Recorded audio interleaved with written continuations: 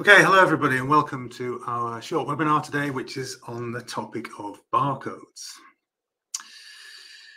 Okay, my name is Mike. I work for Schloff and Haase, and we are the creators of TVT, which is the market-leading content verification software. Okay, what we're going to talk about today are barcodes, as I said. Just a little bit of information about the basics of the technology behind barcodes, how they are applied in the real world, the importance of managing them digitally, which is how they are first created and throughout their life cycle, and then how to make sure that those barcodes are going to be fit for use when they are published. Okay, so let's just get some fundamentals out of the way. So first of all, we're talking about barcodes, but they don't all contain bars. As you can see from this random selection of screenshots, some of them do contain bars and spaces, and some of them contain little squares or little blobs and other spaces. But basically, fundamentally, they all work in the same way. The machine is used to read them because obviously we can't interpret them with our eyes. And the machine that is used to read them can determine the data that is stored within the combination of the bars and the spaces, or the little squares and blobs and the spaces. And it can interpret that, and then it can display that for us as users or consumers of that information. Interestingly, maybe some of them have numbers at the bottom of the bars. And these numbers are just for us humans to read them. They're not read by the machines, but they're useful in case there's something wrong with the barcode itself. We can still try and force them to be used. So, for example, if you're in a retail store and for some reason the code won't scan, then the operator can then at least type in the code and try and brute force the processing of that barcode. There are lots and lots of different types of barcodes, generally split into two groups. One group is 1D codes, one-dimensional or linear codes. They're the ones in these examples here with the blue background, the orange background, and they're in kind of a picket fence style. And then the other one are the 2D codes. So these examples you see here. And they're two-dimensional codes. They can hold much more information than, traditionally speaking, than a 1D code can. Okay, who's in charge of these codes? Well, pretty much anybody can create one, but you create them from a fixed list of pre-existing codes. There are lots, dozens and dozens of types of codes out there.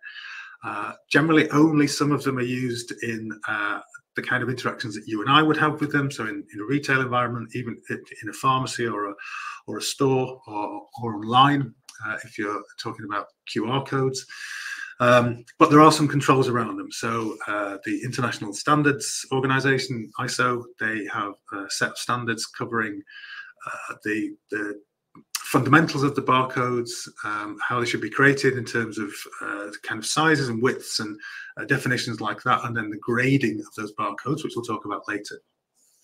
On top of that, the GS1, the Global Standards Organization, also have a set of standards on some of the barcodes that they've adopted for use. So I've got kind of two versions of the standards, one layered on top of the other. And then also sometimes neither of those groups standardize them or look after them, but industry does. So in fact, in one particular case, the company that created the barcode distributed its own set of standards. We'll talk about that now. So in these examples, the first one is a 1D, one-dimensional code, and this is called a pharma code, also known as a Latus code, because Latus is the company that created it in the first place. And Latus produced its own set of standards around it, and they are good enough that they didn't need to be revised or adopted or changed in any way by ISO. It's a very useful code. It's not a code that you would see in the real world in terms of in the retail environment, because as you can maybe tell from this image of the carton here, it's printed on the flap, and the flap is the bit that tucks into the rest of the carton, so it's not visible when the carton is packaged and made up and filled. And the purpose of that is not for scanning in the pharmacy or the retail environment. but for scanning in the packaging line, or on the packaging line in the production environment. And its primary use case is, I've got a carton here that's got some ibuprofen caplets in it, and we want to make sure it's got the right caplets in it, and we want to make sure that the patient information leaflet, the product info that goes in that, is appropriate for that outer box and for the medication that's in there. So that code is on the box. It's also on the leaflet, and then scanners are used to determine that yes, the right, in this case, the right leaflet is going into the right box. It's a very simple code. As I said, it's used extensively throughout that packing part of the process. And the fun fact about it is, so it doesn't have any numbers that are visible there. It can be encoded with data. Obviously, that's how it works. Just numbers, and quite a big span of numbers. But it can be encoded in either direction. So either reading from left to right or from right to left. And there's no necessarily right or wrong, but it will give you two different readings, two different numbers when you scan it. So it's important to remember that when creating and then when processing these codes. Next in the 1D code world is the Universal Product Code, UPC. This has been around for a long time, does exactly what it's supposed to do, has got a set of standards across the top of it. As you can see from this example, it's got 12 digits, and you can see just how these codes are formed. They have guard bars, guard patterns, which help the machines understand where the codes are, what the orientation of them are, etc.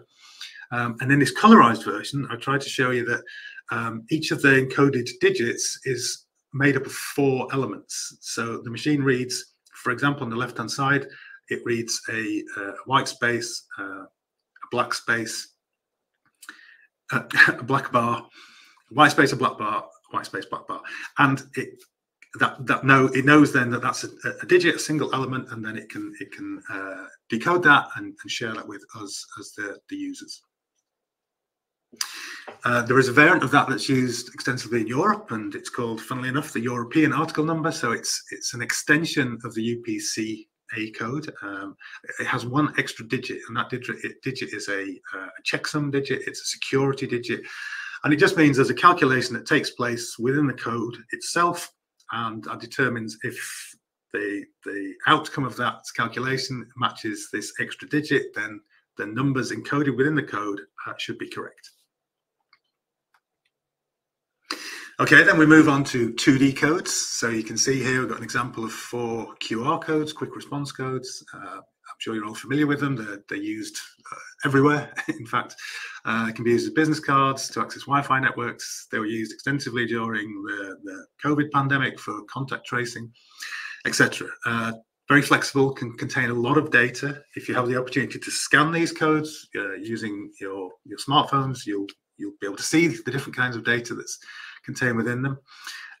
They do have an ISO standard, as you can see there, and they have been updated a couple of times. These are not replacements for 1D codes, certainly not yet. They are used alongside them, but generally they're used. They're almost becoming ubiquitous. They're used everywhere. In terms of how these guys are made up, well, these are quite interesting because they're a little bit different than the 1D codes.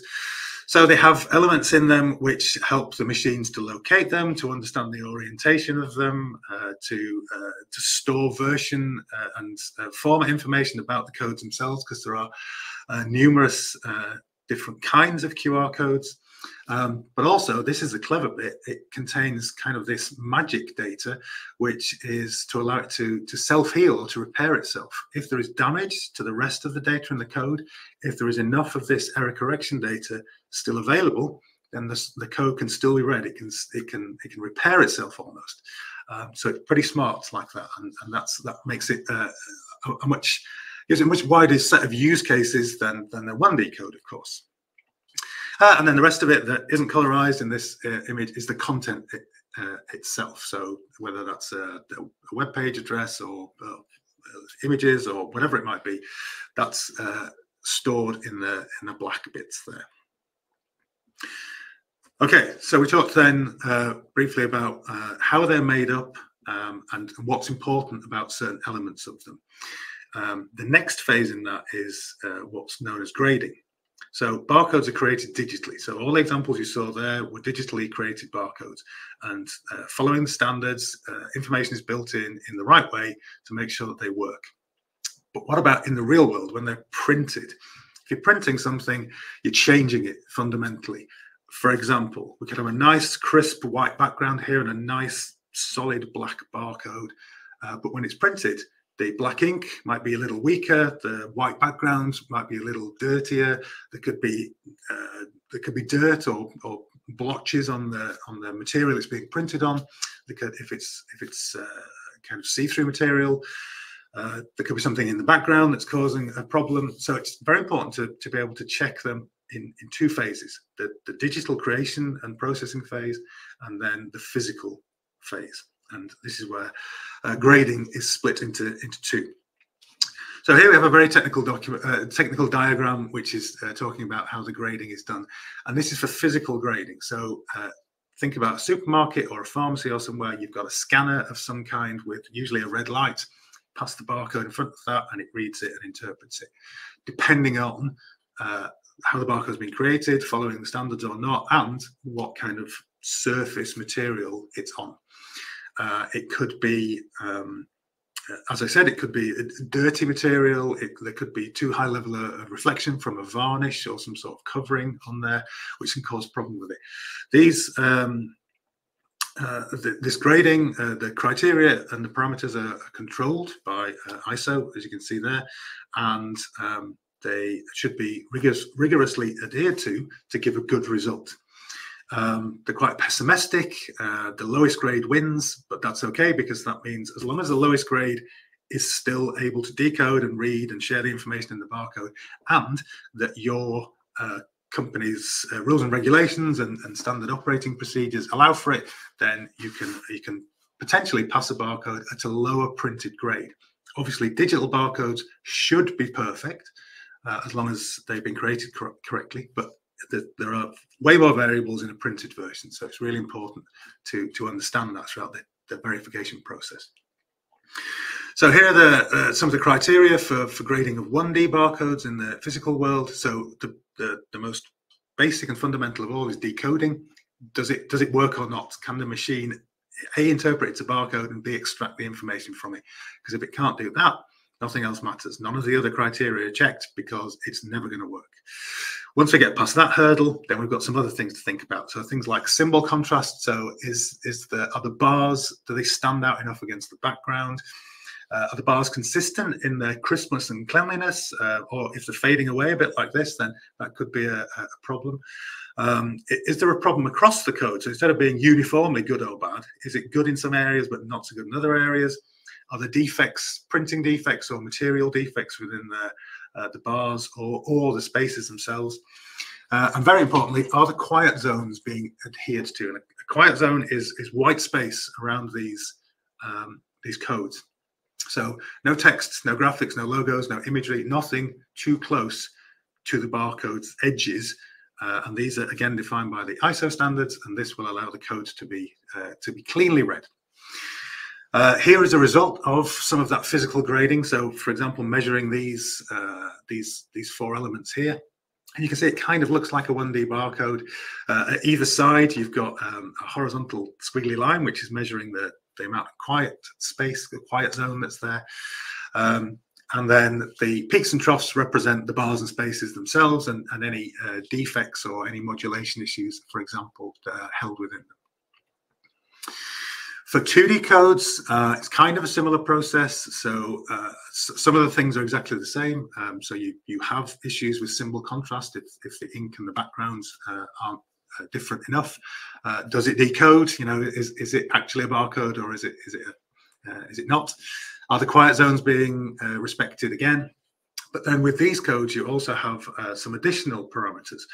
So you can see in these 3 bottom examples, we have kind of a squashed barcode.